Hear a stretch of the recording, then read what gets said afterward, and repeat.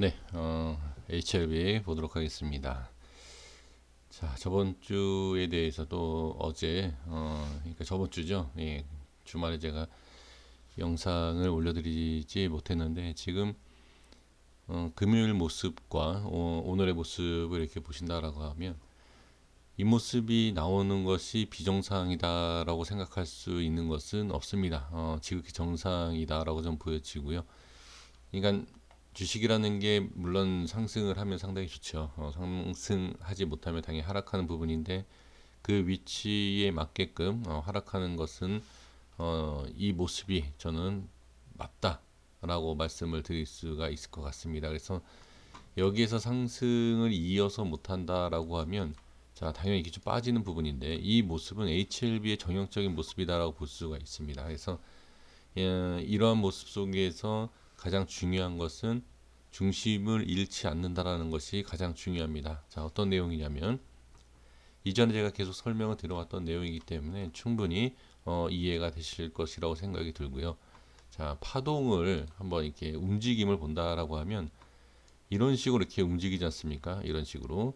자, 이렇게 네, 이런 식으로 움직이고 있는데 여기에 있어서 그 중심에 대한 하락 또는 자 여기에서 이런 식으로 이런 식으로 이런 식으로 이런 식으로 하락이 나오면서 반대로 같은 파동을 이용을 하면서 어떻게 상승을 높여준다라는 게 이게 중요한 겁니다. 그래서 자, 이 부분 하락을 하면서 중심을 내리면서 파동, 자, 이 물결, 계단식 뭐 이렇게 표현할 수 있겠지만 이런 식으로 하락을 해줬다라고 하면 일단은 지금은 상승을 해주고 있다라는 예, 부분이고 그 다음에 추세를 우리가 그려본다라고 하면 이 저점에 대한 부분을 아직 예, 깨지 않고 있다 이렇게도 볼 수 있겠죠.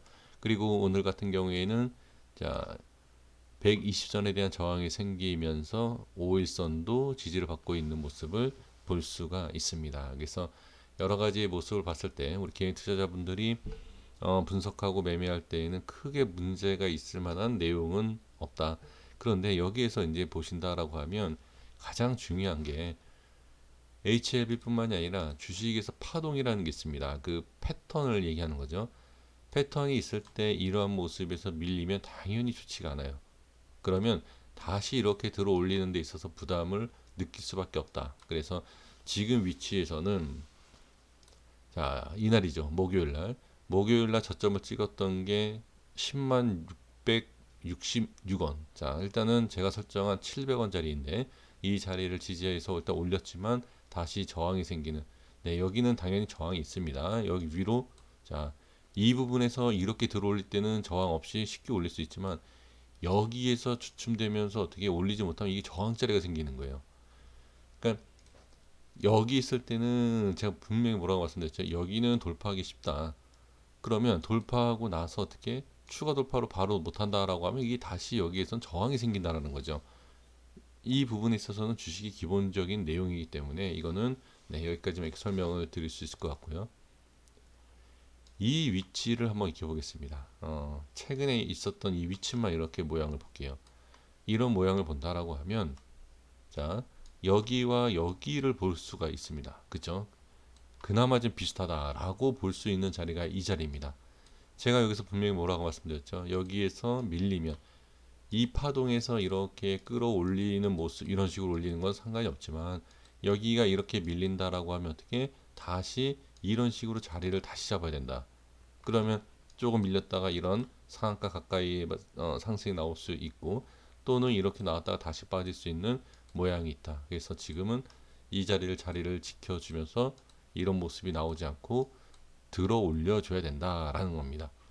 근데 여기에서 제가 좀 전에 뭐라고 말씀드렸죠?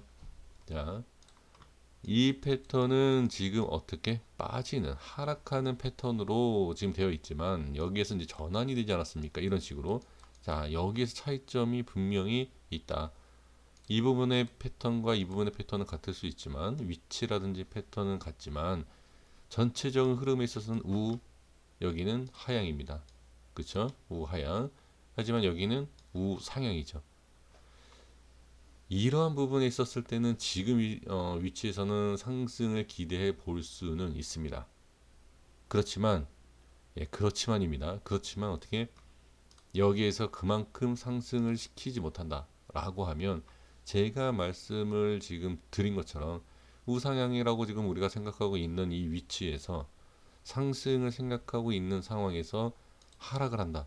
자, 만약에 이 종목이 개인의 수급이 아니라 만약에 세력이 있다 아니면 큰 손이 있다라고 하면 충분히 빼도 영향은 없습니다. 주가 올리는 거에 있어서 쉽게 빼고 쉽게 올릴 수 있기 때문에 그건 전혀 상관이 없지만 세력이라든지 큰 손에 대한 부분은 기대가 없다. 이거는 그냥 개인의 수급으로 올라가고 내려가고 한다라고 우리가 판단을 하지 않습니까? 만약에 그렇다라고 하면 이러한 자리가 깨지면 어떻게 다시 밑으로 빠질 수가 있다. 그러면 여기와 같이 똑같은 파동을 만들어주고 올려야 되는데 그렇지 못한다라고 하면 어떻게 되죠? 이 자리가 또 무너지게 돼 있어요. 그러면 중심이 완전히 하방으로 쏠리게 되어 있다. 개인들은 쉽게 쉽게 하나하나 이렇게 보는 거에 있어서 어떻게 보느냐. 분명히 나눠집니다. 무조건 빠져도 홀딩 또는 빠지는 모습에서도 어떻게 물타기 또는 어떻게 되겠죠? 뭐 매도 물량도 있을 수 있지만 또 신규 매수의 물량도 있을 수 있죠.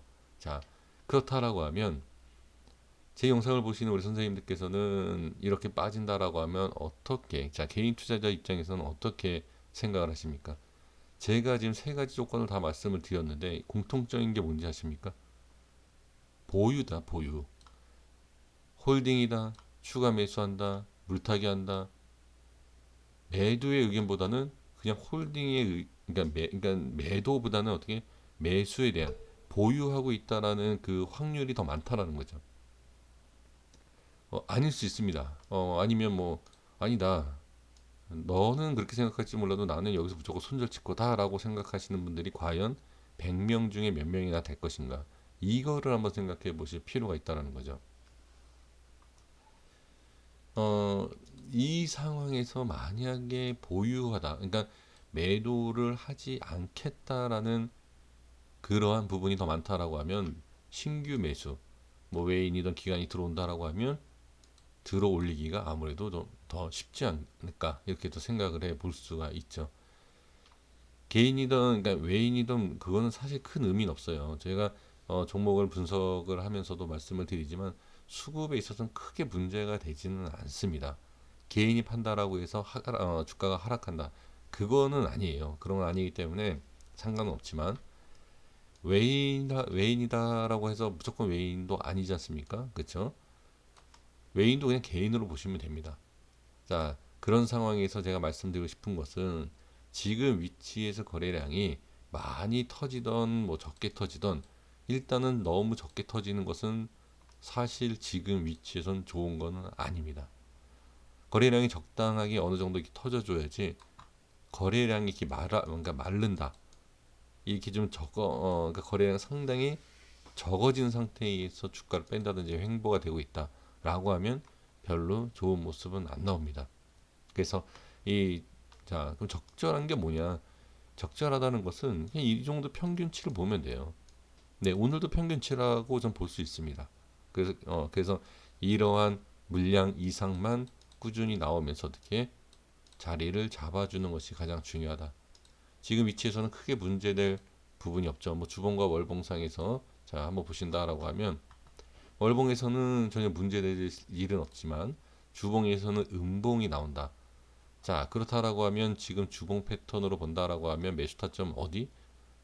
하방보다는 위 상단이 좋습니다. 그래서 무조건 매수하기 위해서는 이건 들어 올려야 된다. 그러니까 결론이 뭐냐? 주봉에서 매수에 대한 부분을 끌어들이기 위해서는 결론을 올려야 된다.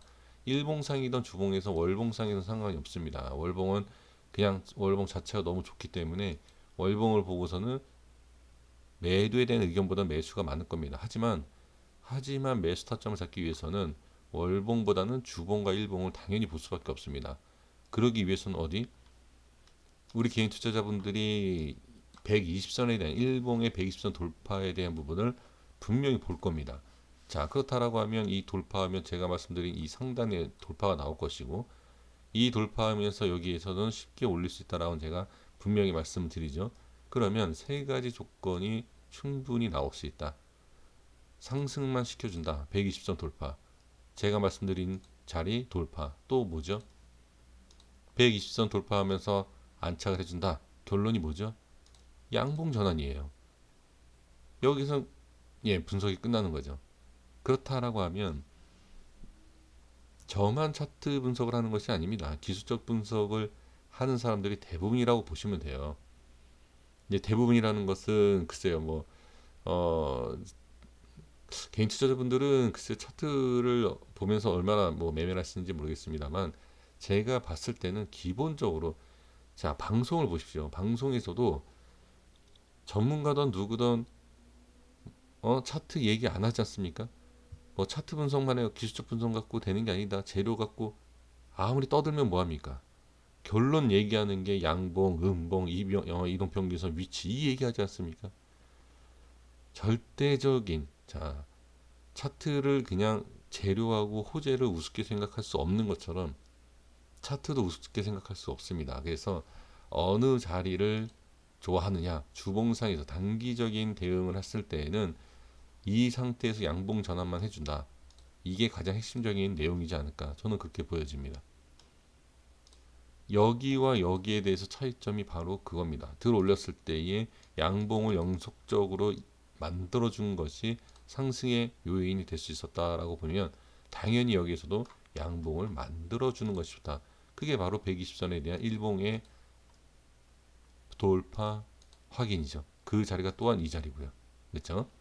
그래서 이 자리가 이 녹색으로 제가 체크해드린 이 자리가 여기서부터 이후에는 거래량 없이 충분히 그러니까 수급을 불러들일 수 있는 자리다라고 상당히 계속 말씀을 드리고 있는데 여기에서 주봉에서 어떻게 양봉을 전환시켜줘 음봉에서 전환시켜주는 그런 위치 우연일 수도 있지만 상당히 의미가 있고 저항이 된다는 것은 분명히 여기서 보여주고 있습니다. 그래서 이 저항이 되는 부분에서 저항이 되는 것이 아니라 돌파가 나오면서 주봉상에서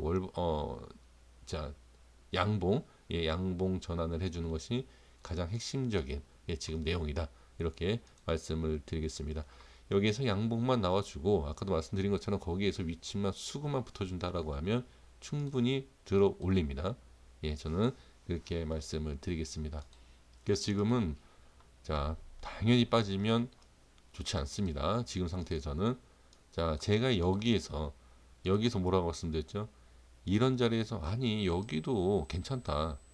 근데 지금 제가 빠지면 좋지 않다라고 말씀드리는 게 바로 위치에 대한 이탈이라는 게 있어서 그래요. 그래서 지금은 여기랑 얘기가 달라요. 여기에서 이만큼 빠지는 건 상관이 없지만 여기에서 어떻게 이 밑으로 빠지면 좋지 않다. 이렇게 정리해서 말씀드리도록 하겠습니다. 그래서 자리를 잘 잡고 한번 시원하게 슈팅 한 번이 나왔으면 좋겠습니다. 여기까지 하겠습니다. 다시 말씀드리지만 신규 매수는 하지 마십시오.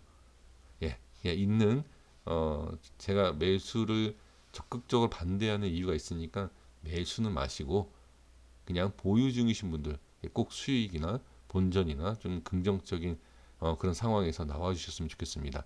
여기까지 하겠습니다. 감사합니다.